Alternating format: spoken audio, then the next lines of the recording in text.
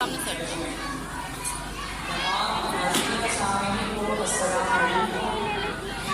اطاعت تین طرح کی ہوتی ہے. ادھر سے اس کی شکل نظر نہیں آ رہی. اطاعت بالخوف یا اطاعت بالشوق. آ رہی ہے نا. کوئی بھی شخص اگر اللہ کی اطاعت کرتا ہے یا تو کسی غرض کے تحت کرتا ہے یا تو کسی خوف کے تحت کرتا ہے یا تو کسی شوق کے تحت کرتا ہے. بہت سے لوگ نمازیں پڑھتے ہیں, روزے رکھتے ہیں, دیگر عبادات کرتے ہیں. وہ کس طرح کرتے ہیں؟ وہ ایک غرض کے تحت کرتے ہیں کہ ان کو جنت مل جائے, عذاب قبر نہ ہو. یہ کہلاتی ہے اطاعت بالغرض, یعنی ان کو کوئی نہ کوئی غرض ہے جس کے تحت وہ اللہ کی اطاعت کرنے پر مجبور ہیں. دوسری بات میں نے کی اطاعت بالشوق کی, اطاعت بالخوف کی.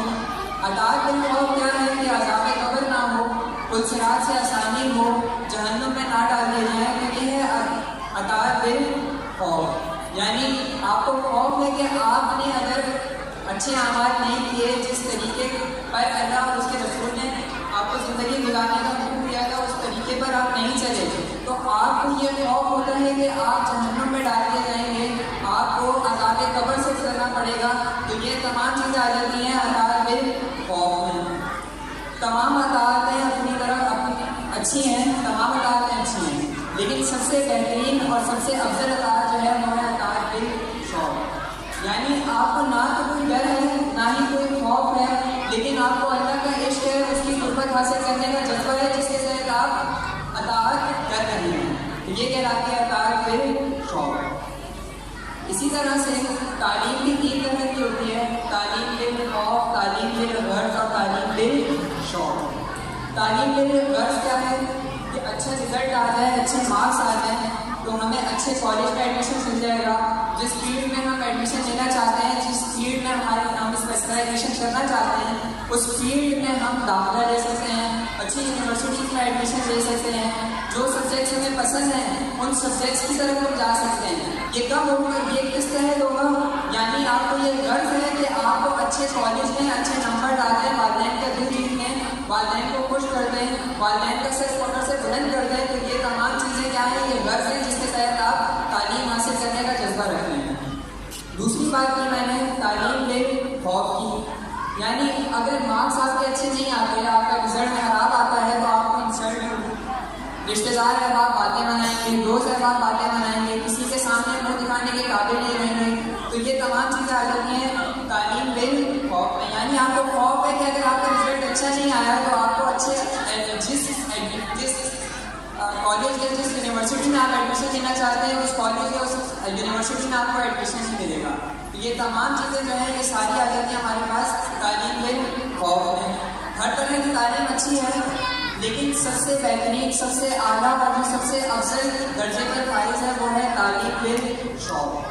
یعنی آپ کو نہ تو کوئی ڈر ہے, نہ ہی کسی بات کا خوف ہے, اور نہ ہی اس میں آپ کی کوئی غرض ہے کہ آپ تعلیم حاصل کرو گے تو اس وجہ سے کرو گے, لیکن آپ کو تعلیم حاصل کرنے کا جذبہ ہے, آپ کو شوق ہے کہ آپ تعلیم حاصل کرو, اپنے والدین کا نام سب سے فخر, اپنے والدین کا سر فخر سے بلند کرو. تو یہ کہلاتی ہے تعلیم بالشوق.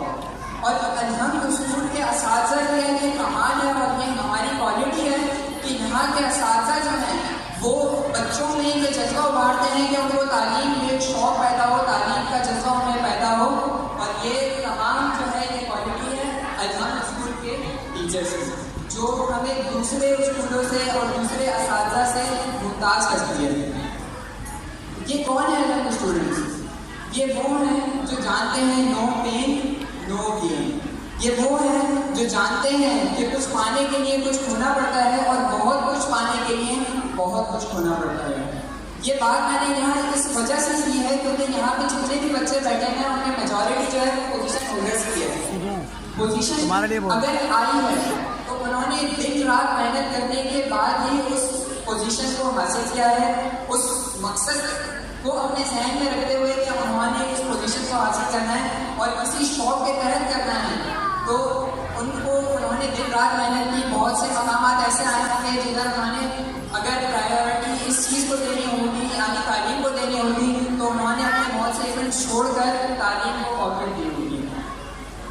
مائی ڈیئر اسٹوڈنٹ, آپ کی اس شاندار کامیابی اور کامرانی کے پیچھے جو اصل جن کی اصل محنت ہے وہ ہیں آپ کے اساتذہ اور وہ ہیں آپ کے پیرنٹس.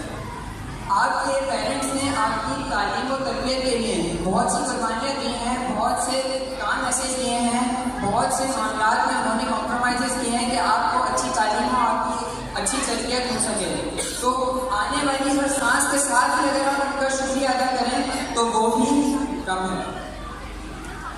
والدین کے رول کو میں ایک اے سی جنریٹر کی مثال سے سمجھانا چاہوں گا. بہت سے بچے ایسے ہوں گے جو اے سی جنریٹر سے واقف ہوں گے, بہت سے لوگ ایسے ہوں گے جو جانتے ہوں گے, اور جو نہیں جانتے وہ اگر میری اس ایگزامپل پر غور کریں اور اس کے 2-3 الفاظ پر غور کریں تو وہ جو چیز میں سمجھانا چاہ رہا ہوں اس چیز کو بھرپور سمجھ جائیں گے.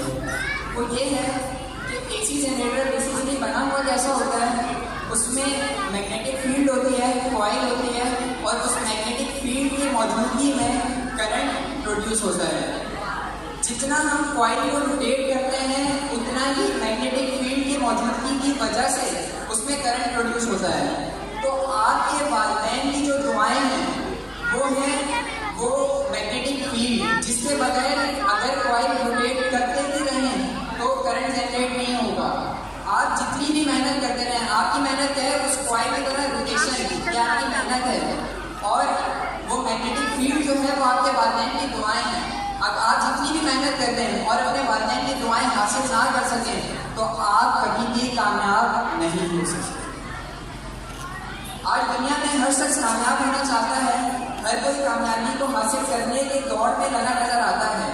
ہر شخص نے اپنے ذہن کے مطابق کامیابی کو حاصل کرنے کا طریقہ بنایا ہوا ہے اور ہر ایک کی کامیابی کی منزل بھی مختلف ہے, لیکن حقیقی کامیابی کو حاصل کرنے اور اس کی منزل کو بس صرف ڈال دیا ہے. اور یہی وجہ ہے کہ ہر شخص کامیابی کو حاصل کرنے کی کوشش میں تو لگا نظر آتا ہے لیکن پھر بھی ناکام رہ جاتا ہے. اس بات کو یہاں ذکر کرنے کا مقصد کیا ہے؟ جس مقصد کے تحت اللہ تبارک و تعالیٰ نے ہمیں اس کائنات میں بھیجا, ہماری تقریر فرمائی, ہم اس مقصد کو چھوڑ کر اس دنیا کی عیش و عشرت میں مصروف ہو گئے, اس دنیا میں مزے میں لگ رہے ہیں, جبکہ ہمارا مقصد یہ دنیا نہیں ہے. یہ دنیا, اس دنیا میں ہمیں اس لیے بھیجے گئے ہیں تاکہ جہاں ہمیشہ ہم نے رہنا ہے, جو جس پر کبھی پانی داری نہیں ہو سکتی, اس مقام کے لیے تیاری کرنے کے لیے ہمیں اس دنیا میں بھیجا گیا ہے. تو اللہ تبارک و تعالیٰ نے جس مقصد کے تحت ہمیں اس دنیا میں بھیجا ہے, ہماری تخلیق فرمائی ہے, ہمیں اس مقصد کو سمجھنے کی ضرورت ہے اور اس کے لیے کوشش کرنے کی ضرورت ہے کہ ہم جس مقصد کے تحت اللہ تبارک و تعالیٰ نے ہمیں پیدا فرمایا اس مقصد کو سمجھیں اور حقیقی معنی میں اس کو سر انجام تک پہنچائیں. آج جو بچوں کی پوزیشن نہیں آئی یا اگر آئی بھی ہے تو ان کی ایکسپیکٹیشنز کے مطابق نہیں آئی, تو وہ ہرگز مایوس نہ ہوں اور یہ نہ سوچیں کہ وہ نالائق ہیں اور والدین کا سر موٹر سے بلند کرنے میں ناکام ہو گئے ہیں, کیونکہ یہ رزلٹ آپ کے لائق یا نالائق ہونے کی دلیل نہیں ہے.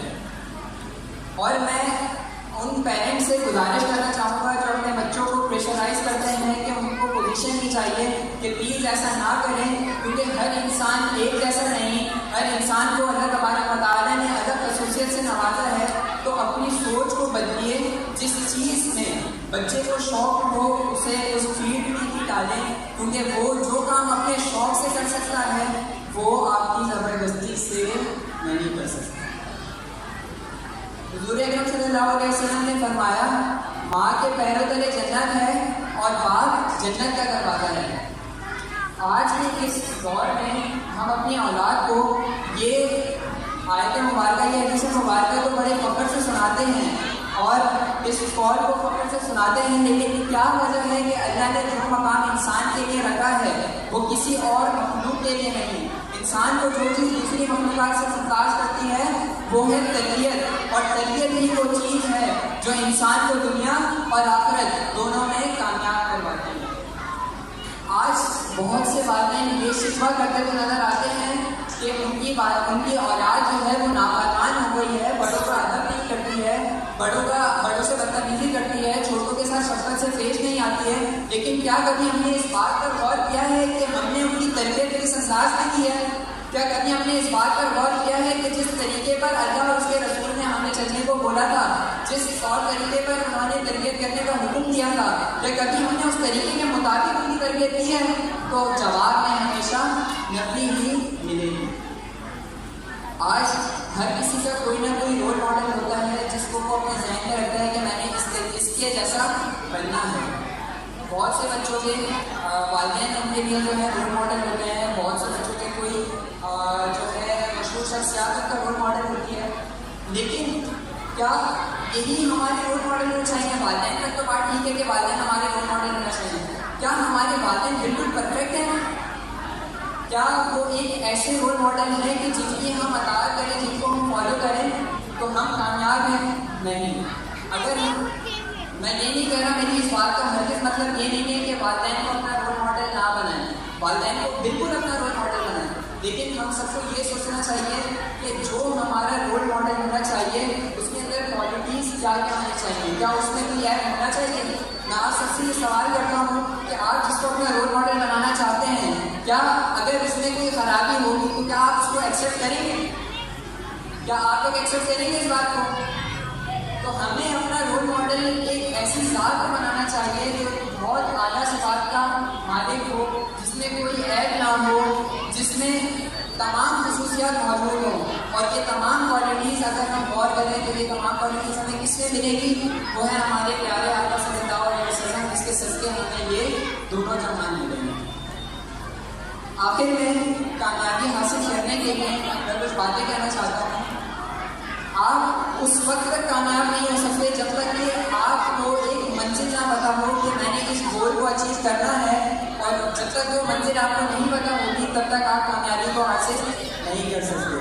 तो कामयाब होने के लिए, कामयाबी को हासिल करने के लिए सबसे पहला काम जो आपने करना है वो ये कि आपने एक गोल सेट करना है। आपने ये सोचना है कि अगर हमें इस दुनिया में भेजा गया है, हमें पैदा फरमाया है, तो वो किस मकसद के तहत फरमाया है। कोई ना कोई मकसद तो होगा ना, कोई ना कोई चीज़ तो होगी जिसकी वजह से हमारी तकलीफ हुई है। तो उस मकसद को सोचने की आपको ज़रूरत है, आपको और हमें सबको ज़रूरत है इस चीज़ की।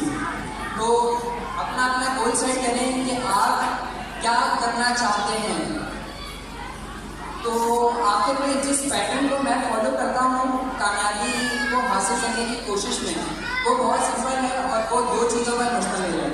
एक वो चीज़ कि एक चीज़ को हारना नहीं है, और दूसरी ये कि उसको जीतना ही जीतना है। तो जिसको हारना नहीं है वो है हिम्मत, कि हिम्मत को कभी नहीं हारना, और जिसको जीतना ही जीतना है वो है वालिदैन का दिल। तो जिसने वालिदैन के दिल को जीत लिया वो दुनिया और आखिरत दोनों में कामयाब हो गया।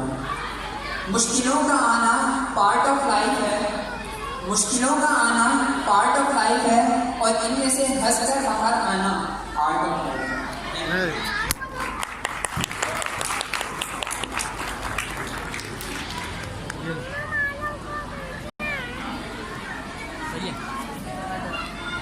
चौथा में